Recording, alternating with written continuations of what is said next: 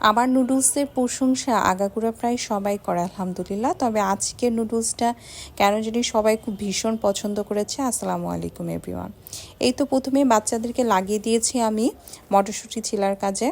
এরপরে আমি নিজে সব সবজিগুলোকে কেটে নিলাম সুন্দর করে, যেহেতু আমি সবজি নুডলস করব, তো এই জন্য এটা রেডি করে নিলাম। এরপরে 2টা ডিম একটু লবণ দিয়ে এটাকে ফেটে নিলাম।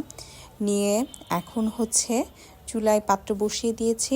এখানে আমি একটু পর্যাপ্ত পরিমাণে পানি দিয়ে দিলাম আর একটু লবণ দিয়ে নিলাম। 70% সিদ্ধ করে নিব। আর এই নুডলসটাই আমরা সাধারণত খেয়ে থাকি, কোরিয়ান এই ডুডলের। এটা খেতে কিন্তু ভীষণ ভালো লাগে। আর এখন আমি চুলায় আরেকটি পাত্র বসিয়ে দিয়েছি।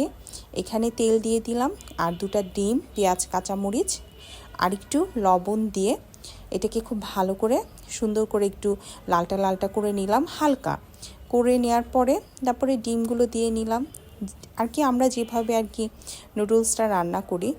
তো এইটার স্বাদ হওয়ার কারণ হচ্ছে আমি আসলে নুডলসে যে মশলাটা থাকে প্রত্যেকটাই মশলা দিয়ে দিই, এবং যখন পেঁয়াজ কাঁচামরিচটা দিই, ডিমটা দিই, ওই সময় আমি দেখা যায় যে মশলাটা দিয়ে দিই। এটা কিন্তু নুডলসের টেস্ট বাড়ানোর ক্ষেত্রে কিন্তু একটা টেকনিক, আপনারা এটা ফলো করতে পারেন। তো এই তো ছিল আজকে আমার নুডলসের রান্না। তো ভালো লাগলে অবশ্যই লাইক কমেন্ট করে পাশে থাকবেন। তো আজকের মতো এখানেই বিদায় নিচ্ছি। আল্লাহ হাফেজ।